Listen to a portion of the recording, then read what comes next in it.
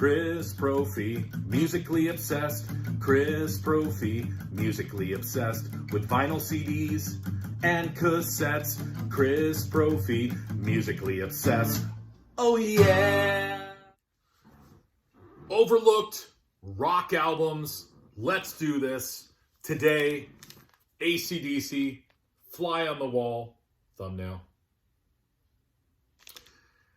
Wanted to talk about this album because, well, first of all, I'm a big AC/DC fan, but also I really, really like this album. I also love Flick of the Switch as well. I feel like those two albums, for whatever reason, sort of get lost in the shuffle. Fly on the Wall, 10th studio album by AC/DC. Came out in 1985. Now, just to kind of give you what came before this, we had Flick of the Switch in 83. Which, reading about that, I don't think that was a big seller for them either. Then we had 74 Jailbreak in 84. This came out in 85. And then what would follow this is Who Made Who in 86. All right. First of all, that cover art. Stupendous cover art. I don't know if I've ever used that word in a video before. Singles off of this album. You have the song Danger, Sink the Pink, and Shake Your Foundations. All right. Now, why didn't this sell well? Well, reading about this, let's just first talk about the song Danger as a single. I don't think it really did much for them. But I guess when they played it live, it didn't go well over live either. So they ended up cutting it from the set list back in the day. I don't know if they still play it at all. A lot of reviews about this album were sort of like it's cookie cutter AC/DC, kind of rehashing and redoing what they've already done before. At this time, the musical climate was changing with a lot of the hair bands, the glam metal bands, and, AC/DC really didn't fit into that as well. Some complaints about Brian Johnson's vocals on this, where, it was hard to kind of decipher what he was saying, mumbling, I'm just saying what people were saying. Shake Your Foundations, for example, was probably the big song on this album. But what's interesting, I didn't know this, when they re-released that on the Who Made Who soundtrack, they ended up bringing the vocals more up in the mix, because I guess a lot of the vocals on this album, people complain, were kind of buried a little bit. So who knows? Maybe by this point, people were kind of getting tired of AC/DC. Where do you go from Back in Black and Highway to Hell and, For Those About to Rock and all the early Bon Scott albums? And, where do you go from there? Flick of the Switch, I thought it's one of my favorites. Then 74 Jailbreak, then comes this. So maybe people were just kind of like, all right, been there, done that. I've heard it before.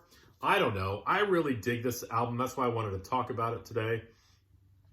You still have Angus Young and Malcolm Young just bringing the riffs on this album. I would say for me, the weakest track is the last tune, Send for the Man. And that to me sort of sounds like Been There, Done That, AC/DC. To me anyways, it's not even that bad of a song, but it's, to me, the weakest one. But listen, guys, Fly on the Wall, the title track, great riff on that. Shake Your Foundations. I feel like that's classic AC/DC. Headbanging AC/DC. You've got First Blood. Listen to the riff on that tune again. The single Danger, I don't know why that didn't do anything for them live, because it's sort of this like slow, bluesy groove. Sink the Pink, classic intro. And then just a driving song. I love that song. Playing with Girls. This one to me always had like an Aerosmith vibe to it. Kind of upbeat. I can see Aerosmith doing this tune. Stand Up, another bluesy groove. I would put like Stand Up and Danger together. They sort of have that same vibe to them. Hell or High Water opens up with a great 80s drum intro. And then again, you get a riff similar to Sink the Pink. Back in Business. This song, and I was listening to this again today, has to me a ZZ Top vibe. Listen to it again. Tell me if I'm crazy or not. But my point is this is a really, really underrated and overlooked album in AC/DC's discography. I mean, I almost think of AC/DC as sort of like Motorhead. Like, you know what you're going to get when you buy an AC/DC album.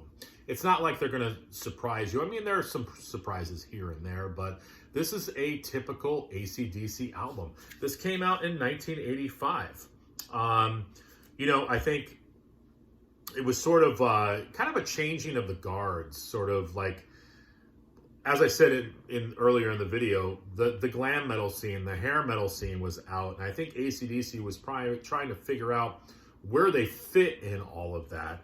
And this is what we got. You know, reading some reviews about it as well, I think AC/DC wanted to go back to more of the earlier sound. That's what they strived for on this album. Did they reach it? I don't know. I just think it's a really good album. What do you guys think? Where does Fly on the Wall rate for you? And again, I think it's a great album.